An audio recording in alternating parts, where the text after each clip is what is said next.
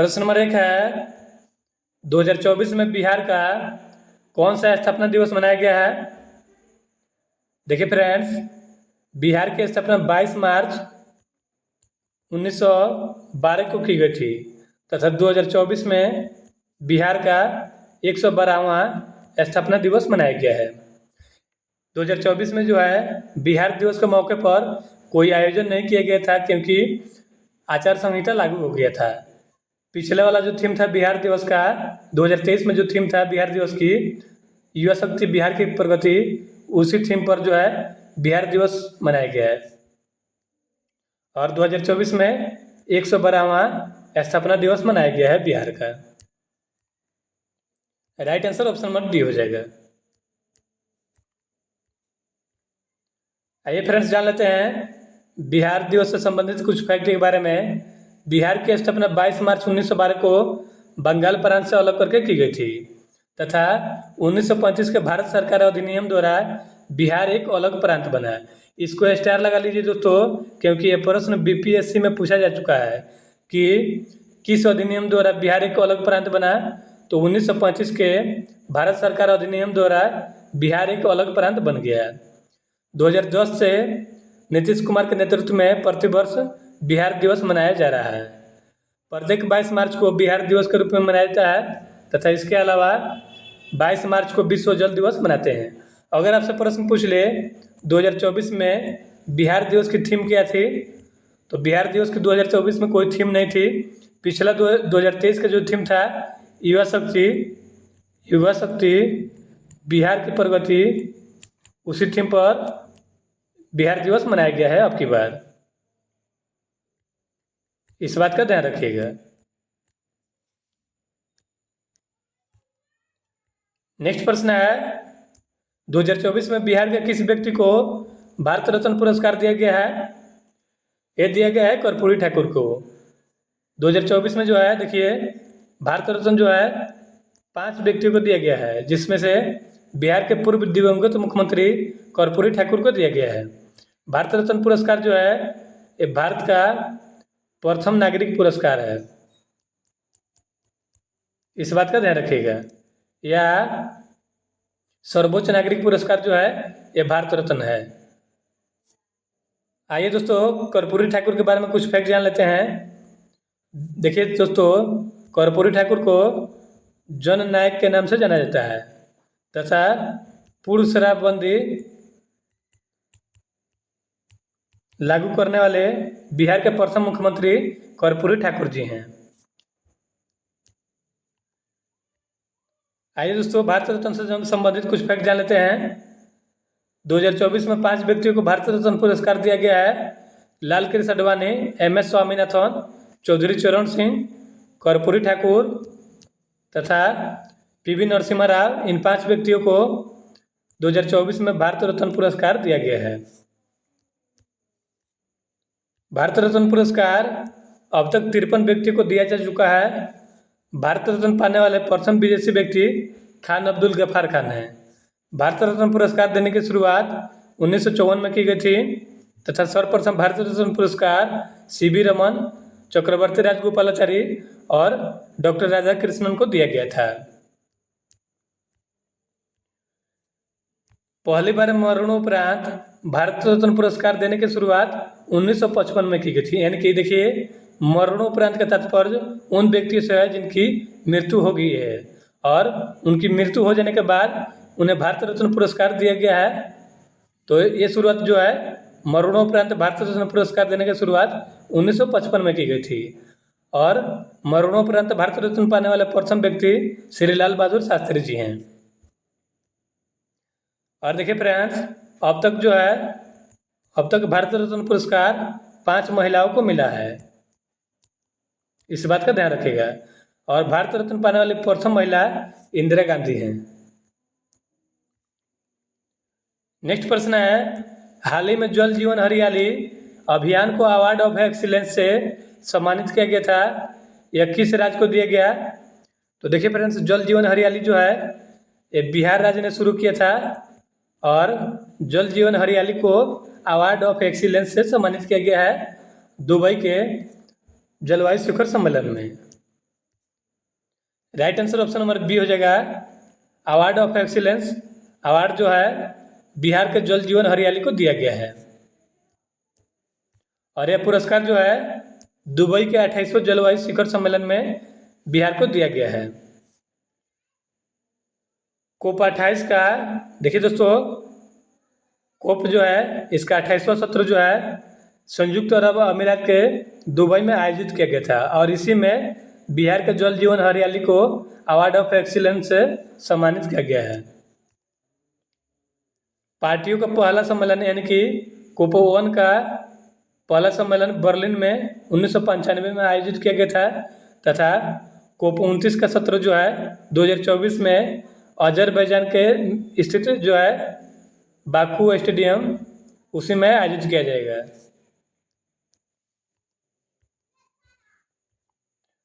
Next प्रश्न है 2024 में बिहार के किस व्यक्ति को पद्म विभूषण सम्मान से सम्मानित किया गया है? ये दिया गया है बिंदेश्वर पाठक को। सुलभ शौचालय के संस्थापक जो है बिंदेश्वर पाठक है और इन्हें सामाजिक कार्य में योगदान देने के लिए इन्हें 2024 का पद्म विभूषण सम्मान से सम्मानित किया गया है। बिंदेश्वर पाठक बिहार के वैशाली जिले के थे, इस बात का ध्यान रखिएगा।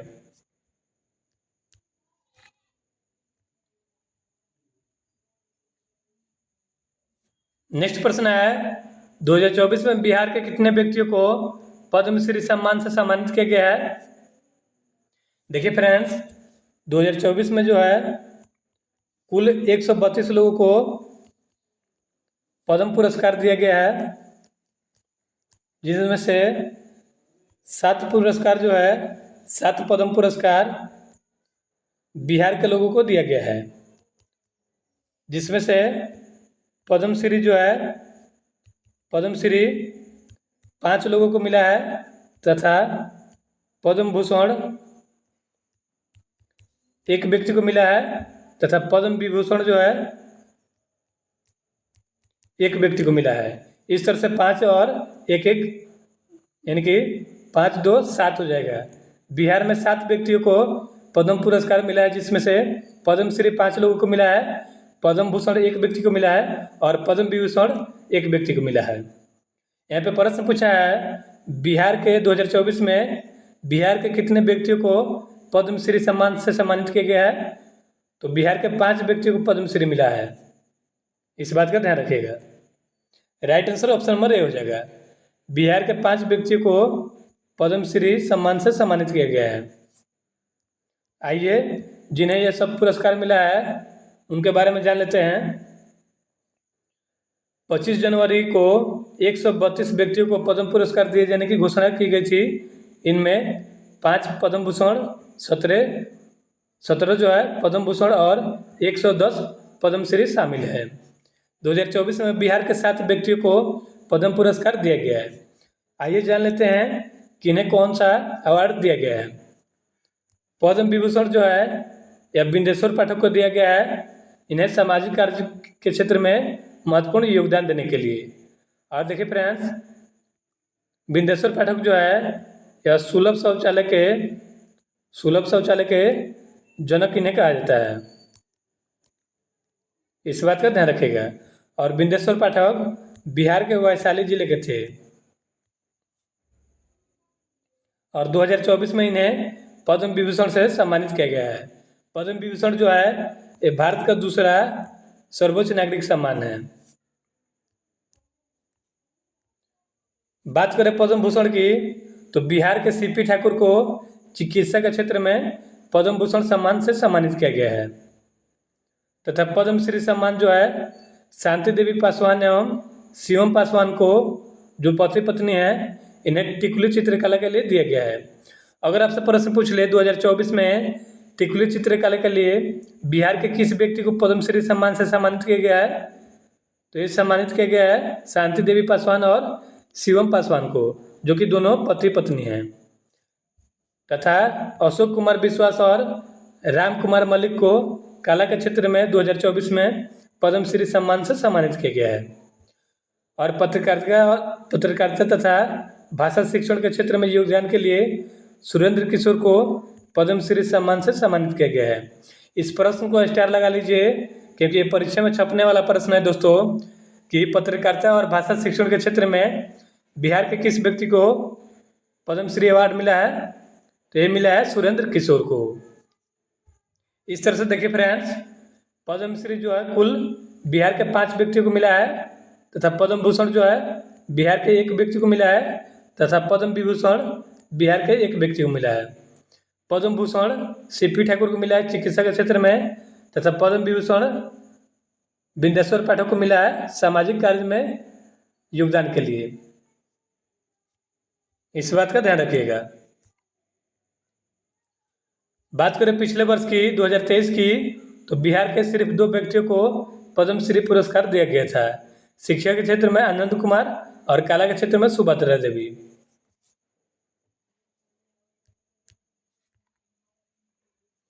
नेक्स्ट प्रश्न है, नीति आयोग द्वारा जुलाई 2023 को जारी रिपोर्ट में राष्ट्रीय बहुआयामी अमीरी गरीबी सूचकांक में आबादी के प्रतिशत से के हिसाब से भारत का सबसे गरीब राज्य कौन है। तो ये है नीति आयोग के रिपोर्ट के अनुसार बिहार जो है सबसे गरीब राज्य बन गया है। बात करें नीति आयोग की, तो इसकी स्थापना 1 जनवरी 2015 को की गई थी योजना आयोग के स्थान पर, और नीति आयोग के अध्यक्ष प्रधानमंत्री होते हैं। और इसी के रिपोर्ट के अनुसार भारत का सबसे गरीब राज्य बिहार है।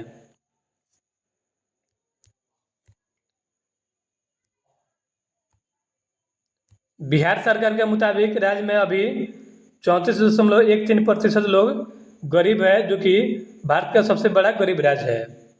गरीबी से निकलने के मामले में उत्तर प्रदेश के बाद बिहार का दूसरा स्थान है।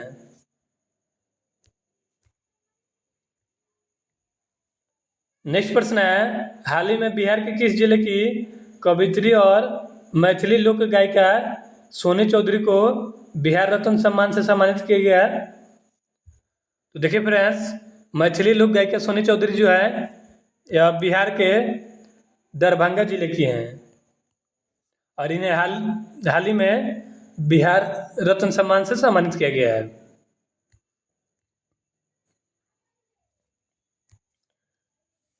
देखिए फ्रेंड्स, सोनी चौधरी को बिहार रत्न सम्मान से सम्मानित किया गया है, जो कि दरभंगा जिले की है। इनके अलावा मृत्युंजय कुमार झा को 2023 में बिहार रत्न सम्मान से सम्मानित किया गया है। नेक्स्ट प्रश्न है, वर्तमान में बिहार के स्वास्थ्य मंत्री कौन हैं। मंगल पांडे जो है वर्तमान में बिहार के कृषि और स्वास्थ्य मंत्री हैं।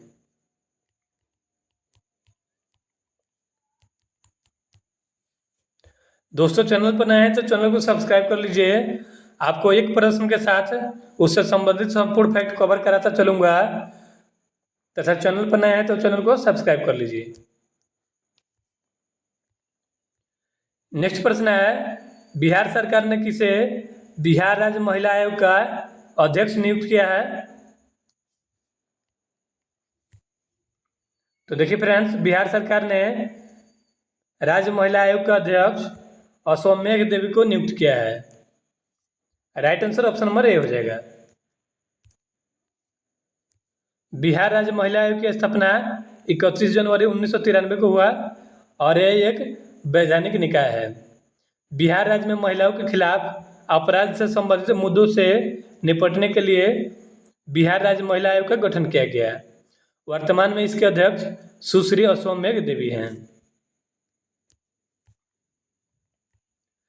नेक्स्ट प्रश्न है, 220 फीट ऊंचा विराट रामायण मंदिर का निर्माण बिहार में कहाँ किया जा रहा है। विराट रामायण मंदिर का निर्माण बिहार के पूर्वी चंपारण में किया जा रहा है।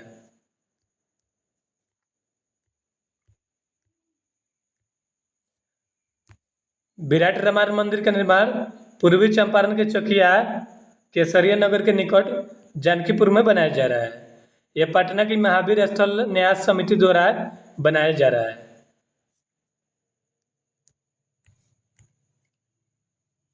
नेक्स्ट प्रश्न है, हाल ही में बिहार के किस जिले के मरचा चावल को जीआई टैग मिला है। बिहार के पश्चिम चंपारण के मरचा चावल को जीआई टैग हाल ही में दिया गया है। जीआई टैग का फुल फॉर्म ज्योग्राफिकल इंडिकेशन यानी कि भौगोलिक संकेत होता है। बिहार के 6 उत्पादों को अभी तक जीआई टैग मिला है। आइए उन सभी के बारे में जान लेते हैं। बिहार के पश्चिम चंपारण के मरचा चावल को जीआई टैग मिला है तथा भागलपुर के कोतरनी चावल को हाल ही में जीआई टैग दिया गया है। उसके अलावा भागलपुर के जर्दालू आम को मिला है जीआई टैग तथा इसके अलावा मगही पान को भी जीआई टैग मिला है, जो कि मगही क्षेत्र के गया, नवादा, औरंगाबाद और नालंदा से संबंधित है। और बिहार के मुजफ्फरपुर के शाही लीची को भी जीआई टैग दिया गया है। इसके अलावा मिथिला मखाना को भी जीआई टैग मिला है। देखिए फ्रेंड्स, मखाना का सर्वाधिक उत्पादन जो है ये बिहार में होता है, इस बात का ध्यान रखिएगा। भारत में 1999 के अधिनियम द्वारा जीआई टैग प्रदान किया जाता है। 2003 में जीआई टैग देने की शुरुआत हुई थी। 2004 में सबसे पहले पश्चिम बंगाल के दार्जिलिंग चाय को जीआई टैग दिया गया था। जीआई टैग का प्रयोग उन विशेष उत्पादों पर किया जाता है जो किसी विशिष्ट भौगोलिक स्थान एवं मूल से संबंधित होते हैं। जीआई टैग के जरिए किसी उत्पाद के कानूनी संरक्षण मिलता है। यह किसी उत्पाद को 10 वर्ष के लिए दिया जाता है। जीआई टैग भारत में इस समय 300 से अधिक उत्पादों को जीआई टैग मिल चुका है। दोस्तों, उम्मीद करता हूँ वीडियो का कंटेंट आपको पसंद आया होगा। चैनल पर नए हैं तो चैनल को सब्सक्राइब कर लीजिए तथा कमेंट करके ज़रूर बताएं कि वीडियो का कंटेंट आपको कैसा लगा। नेक्स्ट प्रश्न है, स्वच्छता अभियान में उत्कृष्ट कार्य के लिए महिला एवं बाल विकास निगम की ओर से बिहार राज्य नायिका पुरस्कार से किसे सम्मानित किया गया? ये सम्मानित किया गया है बिहार के मुजफ्फरपुर जिले की मुखिया बबीता कुमारी गुप्ता को। Right answer option number A हो जाएगा। बबीता कुमारी जो है बिहार के मुजफ्फरपुर जिले की रहने वाली हैं और इन्हें हाल ही में बिहार राज्य नायिका पुरस्कार से सम्मानित किया गया है स्वच्छता अभियान में उत्कृष्ट कार्य के लिए। नेक्स्ट प्रश्न है, बिहार में राजकीय मलमास मेला जो जुलाई 2023 में आयोजित हुआ था वो कहाँ हुआ था?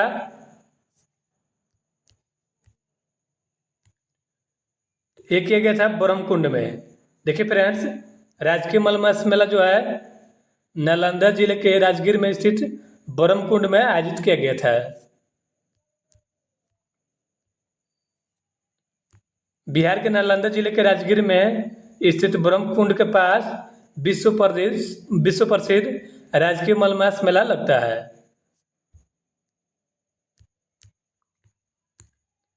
नेक्स्ट प्रश्न है, बिहार के किस जिले के मुकेश कुमार ने भारत के लिए टेस्ट क्रिकेट में डेब्यू किया है? तो देखिए फ्रेंड्स, मुकेश कुमार जो है ये बिहार के गोपालगंज जिले से हैं। नेक्स्ट प्रश्न है, बिहार में खेल को बढ़ावा देने के लिए राज्य का पहला खेल विश्वविद्यालय और खेल अकादमी की स्थापना कहाँ किया जाएगा? ये किया जाएगा नालंदा में। Right answer option number B हो जाएगा। राज्य का पहला विश्वविद्यालय और देखिए बिहार राज्य का पहला खेल विश्वविद्यालय और खेल अकादमी जो है ये नालंदा में स्थापित की जाएगी। Right answer option number B हो जाएगा।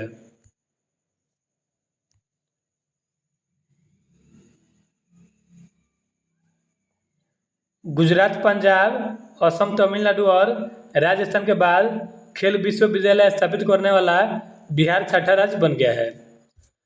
भारत का पहला राष्ट्रीय खेल विश्वविद्यालय स्थापित करने वाला राज्य मणिपुर है। इसको स्टार लगा लीजिए, परीक्षा में कई बार पूछा जा चुका है ये।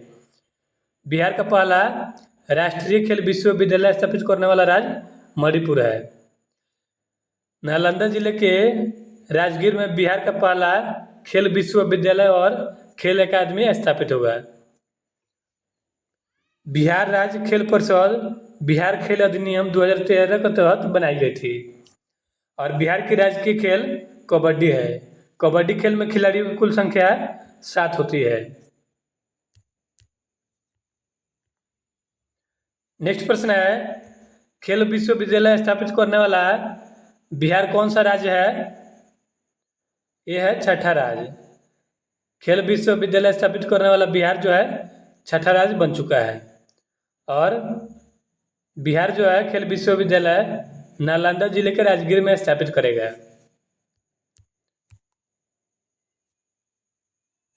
भारत का पहला राष्ट्रीय खेल विश्वविद्यालय मणिपुर के इम्फाल में खोला गया है। इसकी स्थापना 2018 में की गई थी। यह खेल शिक्षा पर एकमात्र केंद्रीय विश्वविद्यालय है। नेक्स्ट प्रश्न है, बिहार का पहला जिला जहां 100% डिजिटल बैंकिंग है, यह है जहानाबाद जिला। यहाँ पर 100% जो है डिजिटल बैंकिंग हो गई है। नेक्स्ट प्रश्न है, बिहार में बेरोजगारी दर बढ़कर कितनी हो गई है? 19.1% हो गई है। नेक्स्ट प्रश्न है, भारत का सबसे लंबा रबर डैम बिहार के किस नदी पर बनाया गया है? देखिए फ्रेंड्स, भारत और बिहार का प्रथम सबसे लंबा रबर बांध जो है ये बिहार के फल्गु नदी पर बनाया गया है। फल्गु नदी को निरंजना नदी भी कहते हैं। और फल्गु नदी यानी कि निरंजना नदी के तट पर ही महात्मा बुद्ध को ज्ञान की प्राप्ति हुई थी। इस बात का ध्यान रखिएगा। और भारत का सबसे लंबा तथा बिहार का प्रथम रबर डैम जो है ये फल्गु नदी पर बना है। बिहार के फल्गु यानी कि निरंजना नदी पर गया जिले में बिहार के प्रथम और देश के सबसे लंबे रबर डैम यानी कि रबर बांध का उद्घाटन नीतीश कुमार ने किया है। अगर आपसे प्रश्न पूछ ले बिहार का पहला जो है रबर डैम किस जिले में बनाया गया है, तो ये बनाया गया है गया जिले में फल्गु नदी के तट पर।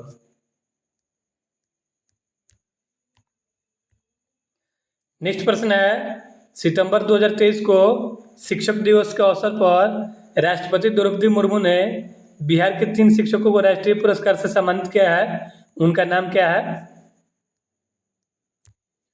तो देखिए फ्रेंड्स, शिक्षक दिवस के अवसर पर जो है अनिल कुमार सिंह जो कि कैमूर जिला के हैं, द्विजेंद्र कुमार जो किशनगंज के हैं और कुमारी गुड्डी जो सीतामढ़ी के हैं, इन तीनों शिक्षकों को 5 सितंबर शिक्षक दिवस के अवसर पर जो है 2023 में इन तीनों व्यक्तियों को जो है राष्ट्रीय शिक्षक पुरस्कार से सम्मानित किया गया है। उपर्युक्त सभी हो जाएगा। नेक्स्ट प्रश्न है, 2024 में G20 का आयोजन कहाँ पर किया जाएगा? 2024 में G20 का आयोजन ब्राजील में किया जाएगा।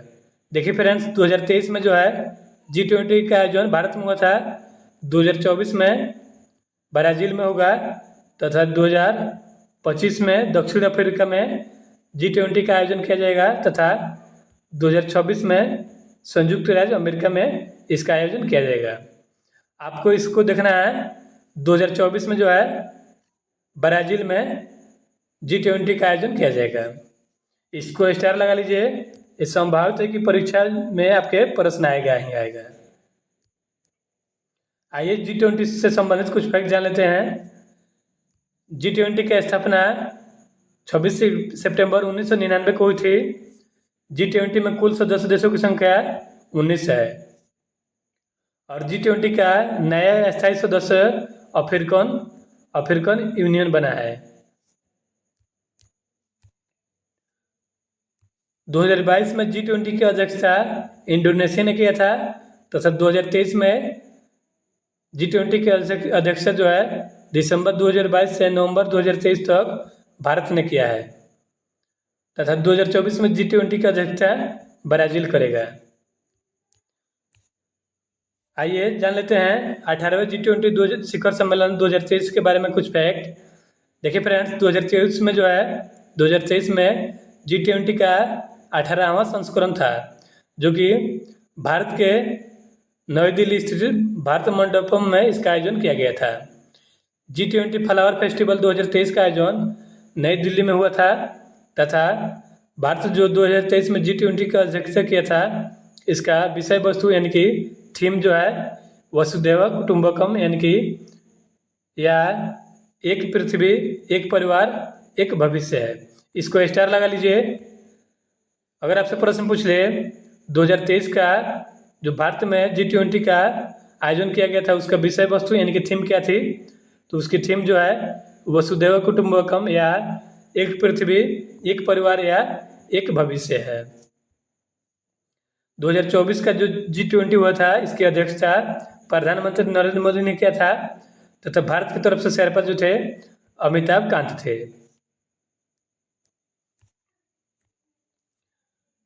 G20 2023 का पहला शेरपा बैठक राजस्थान के उदयपुर में हुआ था तथा G20 में शामिल नया अस्थायी सदस्य अफ्रीकन यूनियन बना है और G20 में कुल 19 देश सदस्य हैं।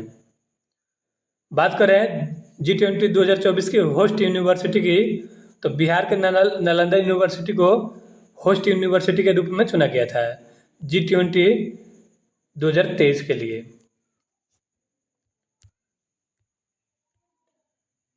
नेक्स्ट प्रश्न है 2023 में बिहार दिवस की थीम क्या थी? युवा शक्ति बिहार की प्रगति थी 2023 की थीम बिहार दिवस की। और 2024 में बिहार का 112वां स्थापना दिवस मनाया गया है। नेक्स्ट प्रश्न है बिहार राज्य चुनाव आयोग ने बिहार का स्टेट आइकन किसे चुना है?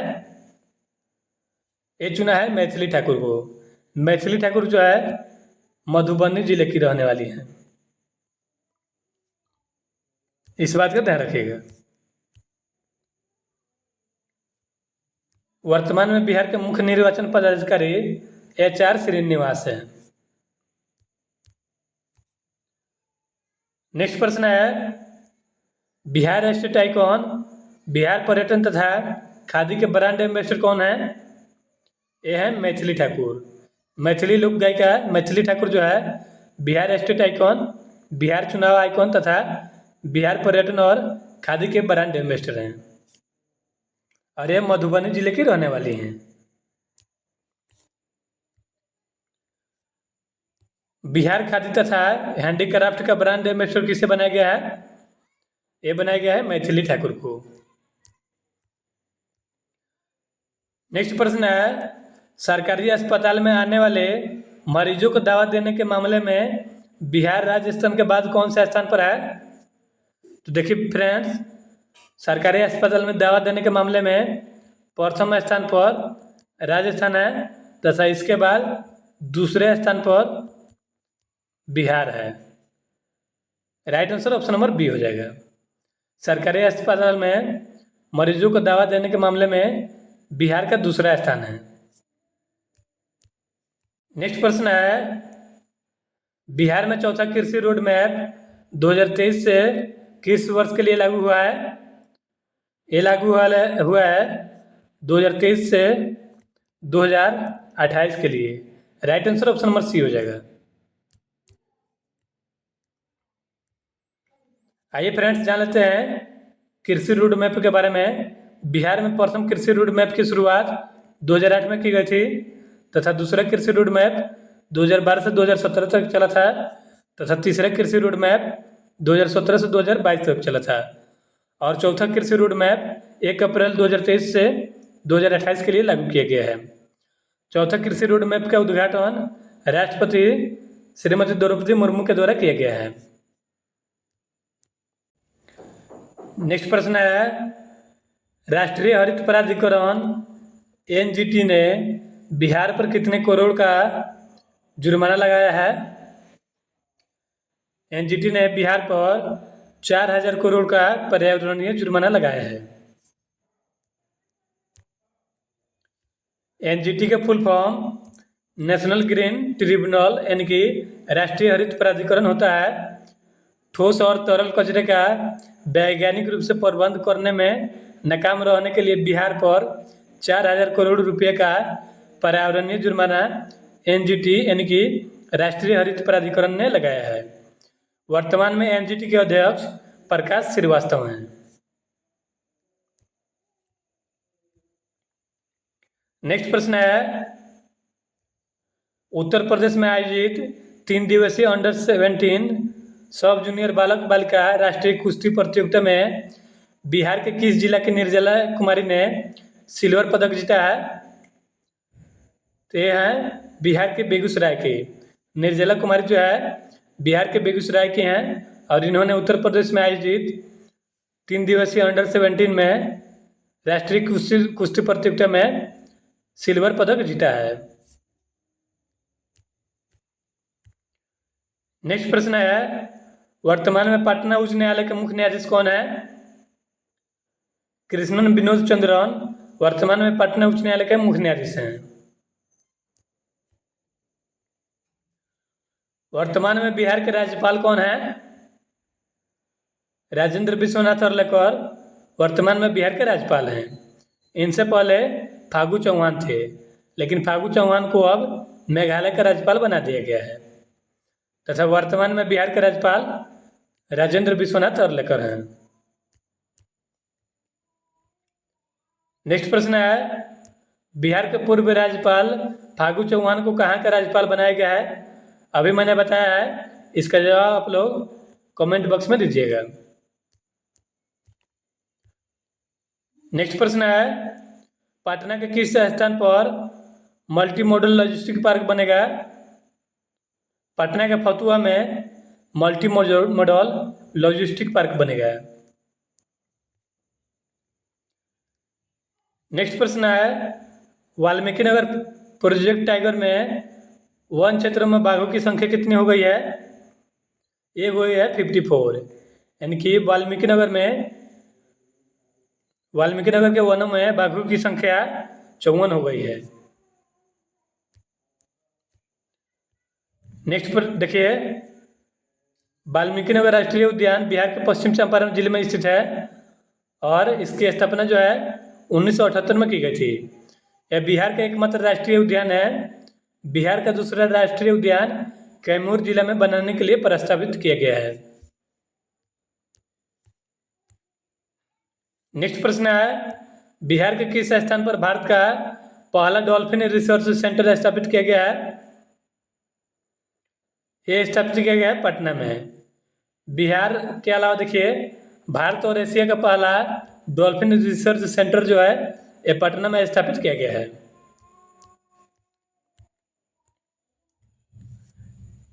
भारत और एशिया का पहला डॉल्फिन अनुसंधान केंद्र, राष्ट्रीय डॉल्फिन अनुसंधान केंद्र जो है पटना विश्वविद्यालय परिसर में गंगा नदी के तट पर स्थापित किया गया है।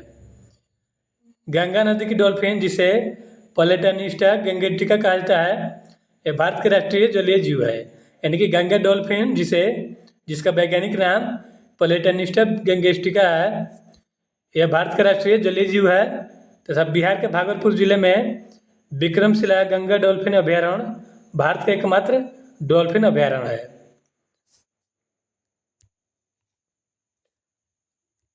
गंगा नदी के डॉल्फिन भारतीय वन संरक्षण अधिनियम 1972 की अनुसूची के अंतर्गत आती है और अंतर्राष्ट्रीय प्रकृति संरक्षण संगठन IUCN द्वारा एक लुप्तप्राय प्रजाति घोषित की गई है। गंगा डॉल्फिन को जो है IUCN यानी कि अंतर्राष्ट्रीय प्राकृतिक संरक्षण संगठन द्वारा गंगा डॉल्फिन को लुप्तप्राय प्रजाति घोषित की गई है। वर्तमान में बिहार के DGP यानी कि पुलिस महानिदेशक कौन है? ये हैं राजविंदर सिंह भट्टी। DGP का full form director general of police होता है। ये DGP जो होते हैं पुलिस महाबल के सर्वोच्च अधिकारी होते हैं और वर्तमान में बिहार के DGP राजविंदर सिंह भट्टी हैं। नेक्स्ट प्रश्न है, बिहार सरकार ने राज्य से HIV और एड्स को खत्म करने का लक्ष्य कब तक रखा है? देखिए फ्रेंड्स, 2030 तक बिहार सरकार और भारत सरकार इन दोनों का लक्ष्य है 2030 तक HIV और एड्स को खत्म करना।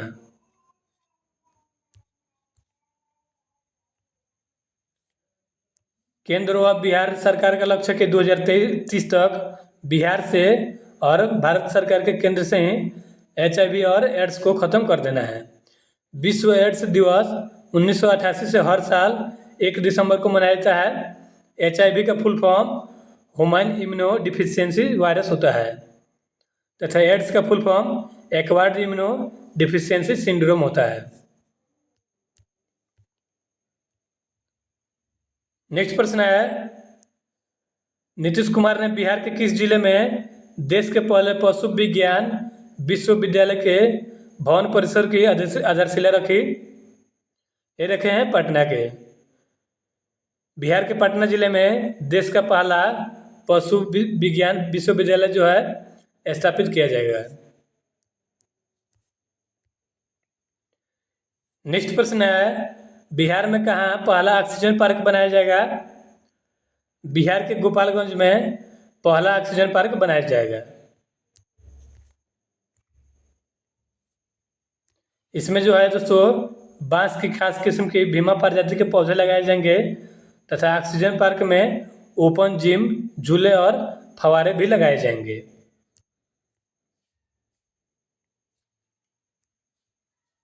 एक 105 एकड़ में बिहार के किस जिले में पहला वानिकी कॉलेज बनाया गया? ये बनाया गया है मुंगेर में। बिहार की सबसे पुरानी बंदूक फैक्ट्री मुंगेर में ही स्थित है। स्वच्छ सुजल शक्ति 2023 सम्मान से बिहार की किस महिला को सम्मानित किया गया है? ये सम्मानित किया गया है बबीता गुप्ता को। ये बिहार के मुजफ्फरपुर जिले की मुखिया है और इन्हें स्वच्छ सुजल शक्ति 2023 से सम्मानित किया गया है तथा इन्हें राज्य नायिका सम्मान से सम्मानित किया गया है। इस बात का ध्यान रखिएगा।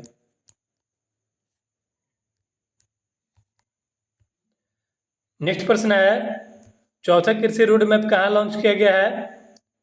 ये लॉन्च किया गया है बिहार में। चौथा कृषि रोड मैप 2023 से 2028 तक चलेगा और इसका उद्घाटन राष्ट्रपति द्रौपदी मुर्मू ने किया है।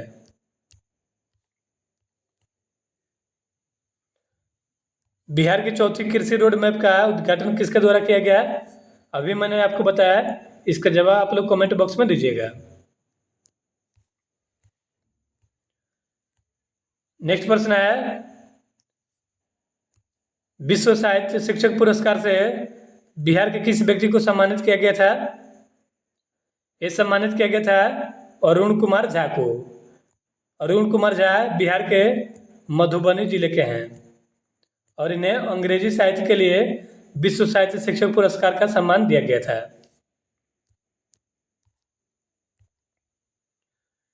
नेक्स्ट प्रश्न है, 38वें नेशनल जूनियर एथलेटिक्स चैंपियनशिप 2023 में भाला फेंक प्रतिस्पर्धा में बिहार के किस बच्चे ने गोल्ड मेडल यानी कि स्वर्ण पदक जीता है? ये जीता है वीरेंद्र यादव ने। प्रश्न नंबर 43 है, दुनिया की चौथी सबसे ऊंची पर्वत तथा दक्षिण अफ्रीका के सबसे ऊंचा पर्वत किलिमंजारो पर बिहार की किस बेटी ने 36 घंटे में पहुंचकर रिकॉर्ड बनाया है?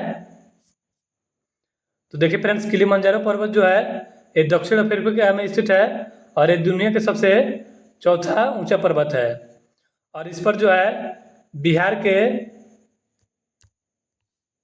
के लक्ष्मी झा ने 36 घंटे में पहुंचकर रिकॉर्ड बनाया है। Right answer option number C हो जाएगा। बिहार की कोसी के पर्वतारोही लक्ष्मी झा ने 36 घंटे में 19,341 फीट ऊंचाई पर दक्षिण अफ्रीका में स्थित दुनिया का चौथा सबसे ऊंचा पर्वत किलिमंजारो पर भारत का झंडा लहराया है। नेक्स्ट प्रश्न है, राज्य में राजमार्गों को सुधारने के लिए एशियाई विकास बैंक ADB ने $295 मिलियन किस राज्य को कर्ज यानी कि ऋण दिया है? तो ADB ने राजमार्गों को सुधारने के लिए बिहार को $295 का कर्ज दिया है। Right answer option number A हो जाएगा। आइए इसके बारे में कुछ फैक्ट जान लेते हैं। बिहार राज्य में परिवहन संपर्क और सुरक्षा में सुधार लाने के लिए लगभग 265 किलोमीटर राजमार्गों को चौड़ा और उन्नत करने के लिए $295 मिलियन को ऋण एडीबी ने बिहार को दी है। एडीबी यानी कि एशियाई विकास बैंक की स्थापना 19 दिसंबर 1966 को की गई थी तथा एडीबी का मुख्यालय फिलीपींस के मनीला में है। वर्तमान में एडीबी के सदस्य देशों की संख्या 68 है। पहले इसमें 31 सदस्य थे, लेकिन वर्तमान में इसके सदस्य देशों की संख्या 68 हो गई है। वर्तमान में एडीबी के अध्यक्ष मासात्सुगु आसाकावा है। इंडियन जस्टिस रिपोर्ट 2022 में बिहार का कौन सा स्थान रहा? इंडियन जस्टिस रिपोर्ट 2022 में बिहार का 13वां स्थान रहा है। नेक्स्ट प्रश्न है, सेंट्रल बैंक डिजिटल करेंसी अपनाने वाला भारत का पहला नगर निगम कौन है? ये है पटना है। देखिए फ्रेंड्स, हाल ही में आरबीआई द्वारा डिजिटल करेंसी लॉन्च की गई थी, यानी कि डिजिटल मुद्रा जो है आरबीआई ने हाल ही में लॉन्च किया था, जिसे अपनाने वाला भारत का पहला नगर निगम पटना नगर निगम बन गया है। पटना नगर निगम की अध्यक्ष यानी कि चेयरमैन सीता साहू हैं। इस बात का ध्यान रखिएगा। नेक्स्ट प्रश्न है, बिहार में बाढ़ और सुखाड़ को कम करने के लिए बिहार राज्य सरकार द्वारा कौन सा ऐप लॉन्च किया गया है? ये लॉन्च किया गया है बेफिक्र ऐप।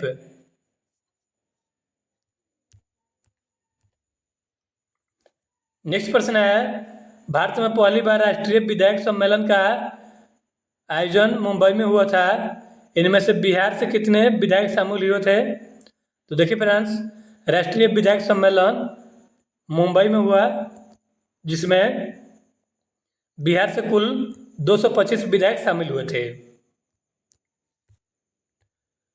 नेक्स्ट प्रश्न है, बिहार का दूसरा तारामंडल कहाँ स्थित है? ये स्थित है दरभंगा में।